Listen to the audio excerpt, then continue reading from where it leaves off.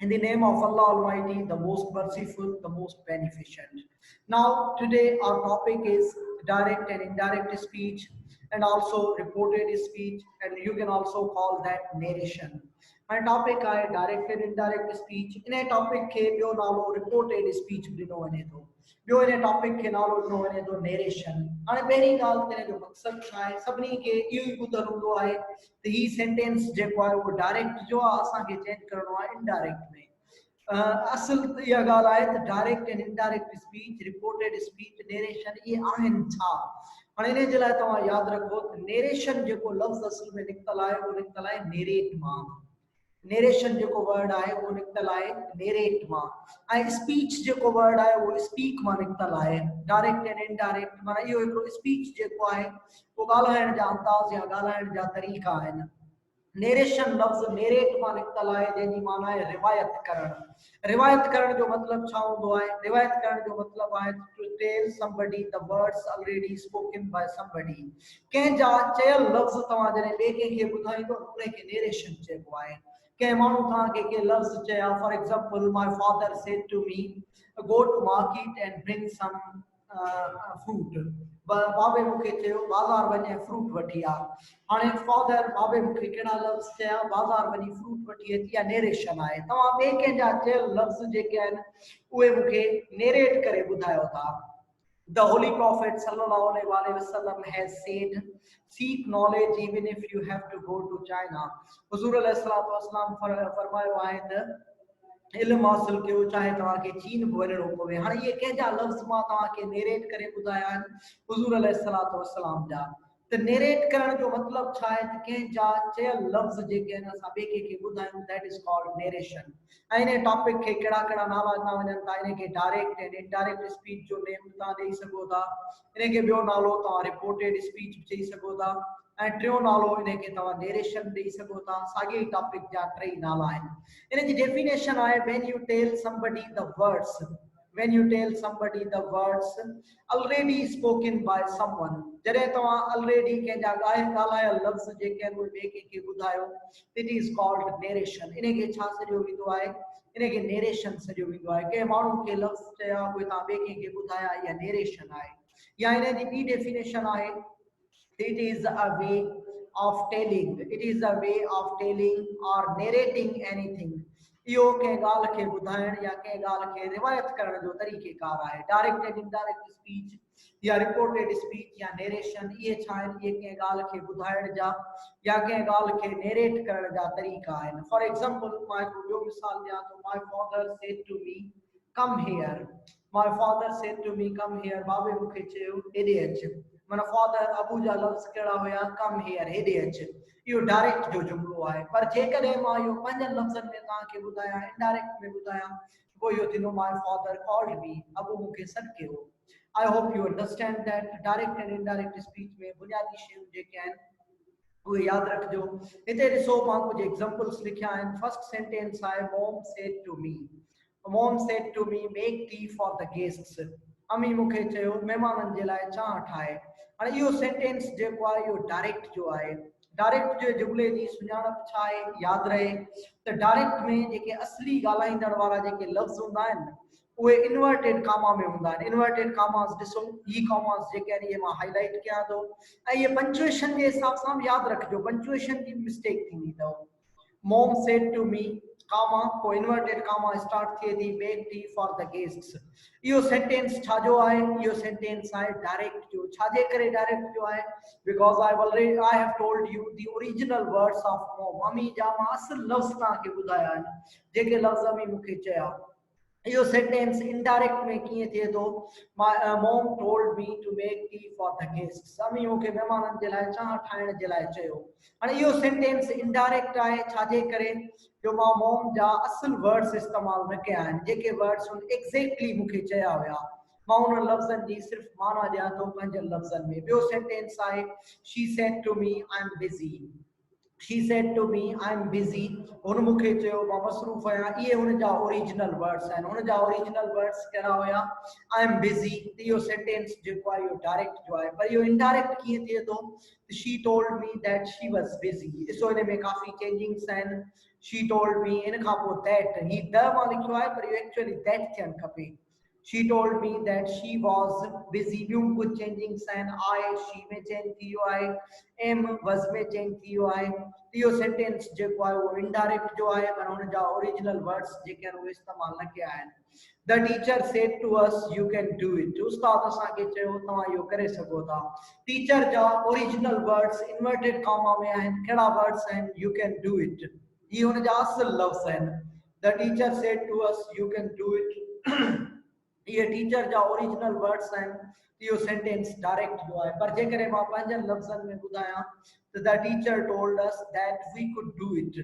The teacher told us that we could do it. हाणे teacher जा हिते original लफ़्ज़ मां इस्तेमालु न कया आहिनि, हुननि जी माना ॾिनी आहे. This is indirect. He said to me, I'm going home. हुन चयो मां घर वञा थो. This is direct. हुन जा ओरिजिनल वर्ड्स आहिनि. He told me that he was going home. इहो सेंटेंस जेको आहे उहो इनडायरेक्ट आहे, हुन जा ओरिजिनल वर्ड्स मां यूज़ न कया आहिनि. She says I am busy. हूअ चवंदी आहे मां मसरूफ़ आहियां. She says I am busy. इहो जुमलो डायरेक्ट जो आहे, हुन जा ओरिजिनल वर्ड्स आहिनि. इन्वर्टेड कॉमा में आहिनि. इन्वर्टेड कॉमा इन जी सुञाणप आहे. हाणे इहो सेंटेंस इनडायरेक्ट में कीअं थिए थो? She says that she is busy. She says that she is busy. इहो इनडायरेक्ट जो जुमलो आहे. हिते मां हुन जा लफ़्ज़ तव्हांखे पंजनि लफ़्ज़नि में ॿुधाया आहिनि. इन में टेंस चेंज न थियो आहे. जीअं ॾिसो इहो वरी मां तव्हांखे सम्झायां थो in complete detail. I hope U understand. त डायरेक्ट एंड इनडायरेक्ट स्पीच जेके आहिनि इहे कंहिं ॻाल्हि खे नेरेट करण जा तरीक़ा आहिनि. कंहिंजा चयल लफ़्ज़ तव्हां ॿिए कंहिंखे ॿुधायो त इनखे नेरेशन चइबो आहे, इनखे डायरेक्ट एंड इनडायरेक्ट स्पीच चइबो आहे. ऐं उन खां पोइ द नेक्स्ट पॉइंट इज़ ॿी पॉइंट जेका आहे असांजी. हाणे हिते आहे देयर आर टू वेज. केरु पुछे त नेरेशन घणनि क़िस्मनि जी हूंदी आहे, त नेरेशन ॿिनि क़िस्मनि जी हूंदी आहे. There are two ways of telling or narrating anything. कंहिं ॻाल्हि खे ॿुधाइण जा या कंहिं ॻाल्हि खे रिवायत करण जा ॿ तरीक़ा आहिनि. नेरेशन ॿिनि क़िस्मनि जी आहे. कहिड़नि ॿिनि क़िस्मनि जी आहे? हिकिड़ी आहे डायरेक्ट स्पीच ऐं ॿियो कहिड़े क़िस्म जी आहे? Indirect speech. हाणे डायरेक्ट स्पीच छा हूंदो आहे? इन जी डेफिनेशन आहे. पहिरियों मां लिखियो आहे डायरेक्ट स्पीच. इन जी डेफिनेशन थिए थी in direct speech. In direct speech, we give the exact words. In direct speech, we give the exact words of the original speaker without any change. Direct speech में असां जेको original speaker जा original words हूंदा आहिनि. Original speaker माना जंहिं लफ़्ज़ ॻाल्हाया असल, जेको असल ॻाल्हाइण वारो आहे, उन जा असां कहिड़ा वर्ड्स ॾींदा आहियूं? उन जा असां exact words ॾींदा आहियूं. जेके वर्ड्स हुन असांखे चया, पोइ भली महीनो अॻु में चई, ॿ ॾींहं अॻु में चई, साल अॻु में चई, या खणी 1400 साल अॻु में जा चयल लफ़्ज़ हुजनि, पर उहे लफ़्ज़ जेके आहिनि असां कीअं ॾींदासीं? उहे लफ़्ज़ असां ॾींदासीं without any change. Let me repeat that. In direct speech, we give the exact words of the original speaker without any change. माना डायरेक्ट स्पीच में असां असली ॻाल्हाईंदड़ जा असली लफ़्ज़ बग़ैर के तब्दीली जे ॾींदा आहियूं. हाणे जुमलो आहे she said I am happy. हुन चयो मां ख़ुशि आहियां. हाणे हुन जा ओरिजिनल वर्ड्स जेके आहिनि उहे कहिड़ा हुया? I am happy, मां ख़ुशि आहियां. हुन जेके वर्ड्स मूंखे चया, I have told you exactly the same words. इनखे चइबो आहे डायरेक्ट स्पीच. ॿियो सेंटेंस आहे he said to me I'm going to Karachi. हुन मूंखे चयो मां कराची वञी रहियो आहियां. हुन जा ओरिजिनल वर्ड्स कहिड़ा हुया? I'm going to Karachi. They said we will speak English. उन्हनि चयो असां इंग्लिश ॻाल्हाईंदासीं. उन्हनि जा ओरिजिनल वर्ड्स कहिड़ा हुया? We will speak English. The teacher said to us work hard. उस्ताद असांखे चयो महिनत कयो. उस्ताद जा ओरिजिनल वर्ड्स कहिड़ा हुया? Work hard. यानी डायरेक्ट में असां ओरिजिनल स्पीकर जेको आहे उन जा ओरिजिनल वर्ड्स ॾींदासीं विदाउट एनी चेंज. उन्हनि लफ़्ज़नि में असां का चेंजिंग, उन्हनि लफ़्ज़नि में असां का तब्दीली न कंदासीं. I hope U understand my points.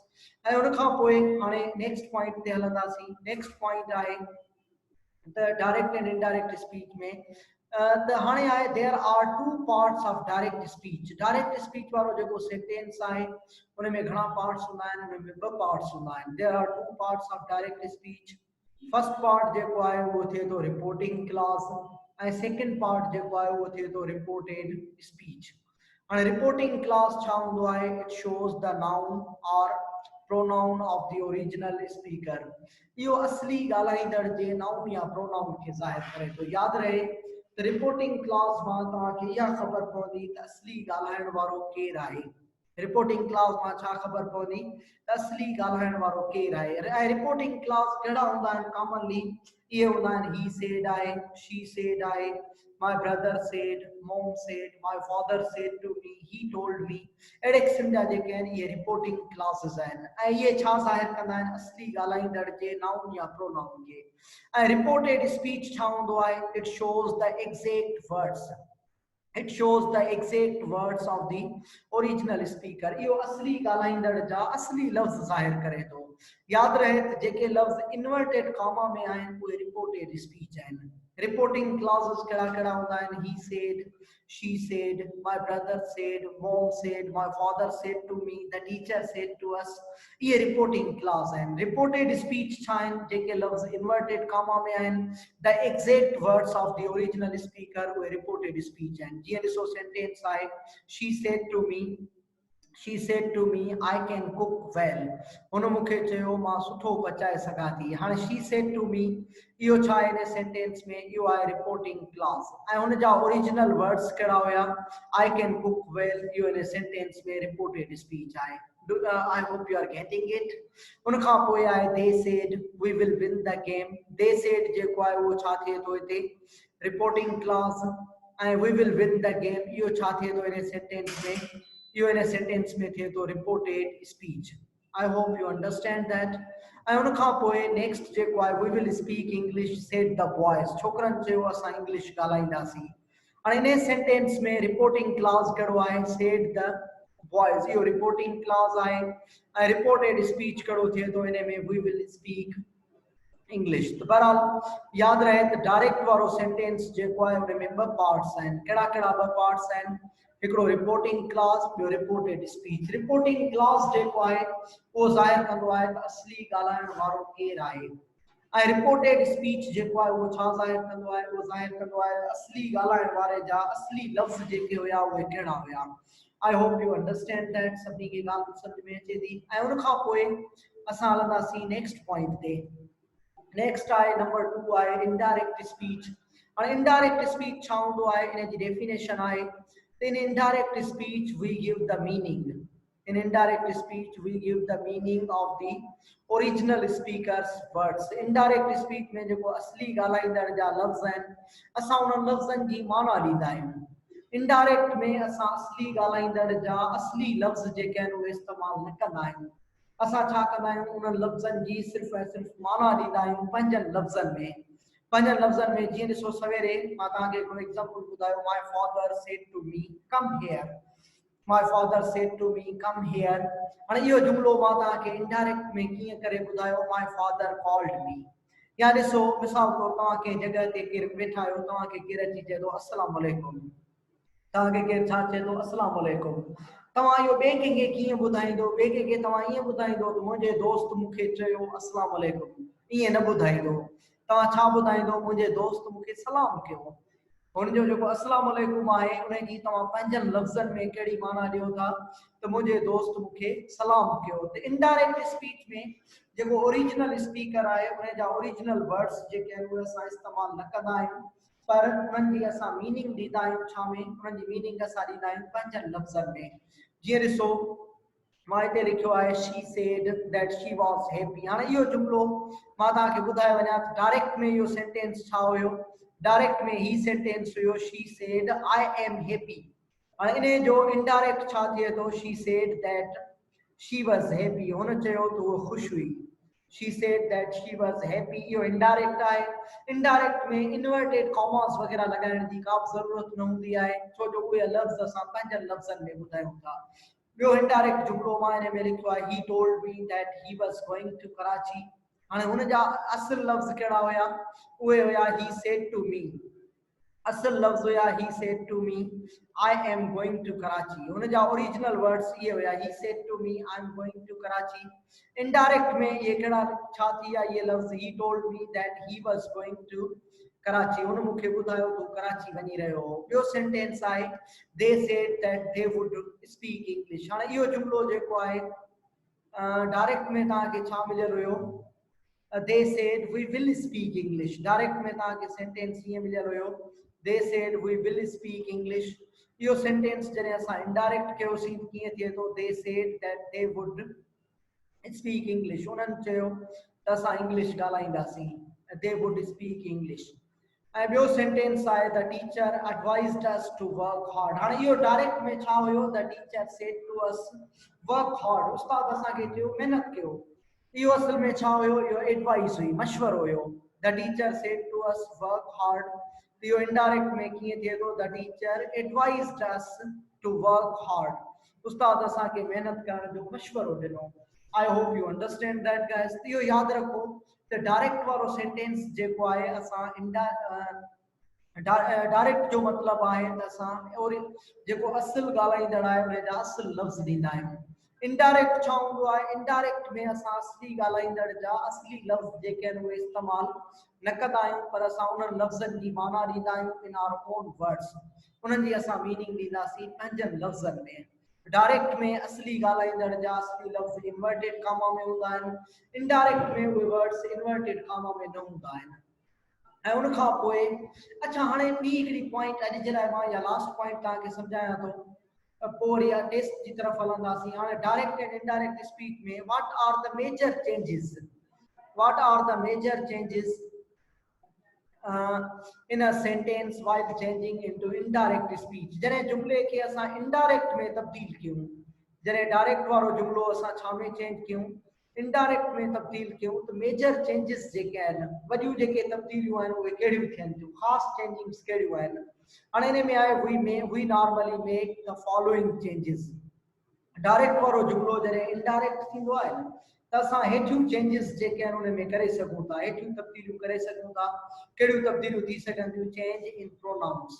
Pronounce में तब्दीली थींदी आहे, जीअं आई नॉर्मली ही या शी में चेंज थी वेंदो आहे, उहे मां तव्हांखे डिटेल में सम्झायां थो। त हिकिड़ी चेंजिंग नॉर्मली जेका आहे उहा प्रोनाउंस जी थींदी आहे। ॿी चेंजिंग कहिड़ी थींदी आहे, ॿी चेंजिंग आहे टेंसिस जी तब्दीली आहे। डायरेक्ट वारो जुमिलो जॾहिं इनडायरेक्ट कंदा आहियूं त जीअं ॾिसो सिंपल प्रेज़ेंट सिंपल पास्ट थी वेंदो आहे, प्रेज़ेंट कंटीन्यूअस पास्ट कंटीन्यूअस थी वेंदो आहे। त टेंस जी तब्दीली जेका आहे उहा थींदी आहे जुमिले में। ऐं उन खां अलावा ॿियो छा हूंदो आहे, change in sum adverbs of change in sum adverbs of place. माना जेके प्लेस वारा एडवर्ब्स आहिनि उन्हनि जी चेंजिंग थींदी आहे। प्लेस वारा जीअं हेयर जेको आहे उहो छा में चेंज थी वेंदो आहे, देयर में चेंज थी वेंदो आहे। ऐं उन खां पोइ आहे change in expressions of time. ऐं ॿियो टाइम जूं निशानियूं, प्लेस जो ऑलरेडी मां मेंशन करे आयो आहियां त change in expressions of time, time जूं जेके निशानियूं आहिनि उहे बि चेंज थींदियूं आहिनि इनडायरेक्ट में। जी टुडे आहे त उहो इनडायरेक्ट में दैट डे थी वेंदो आहे, नाउ देन में चेंज थी वेंदो आहे।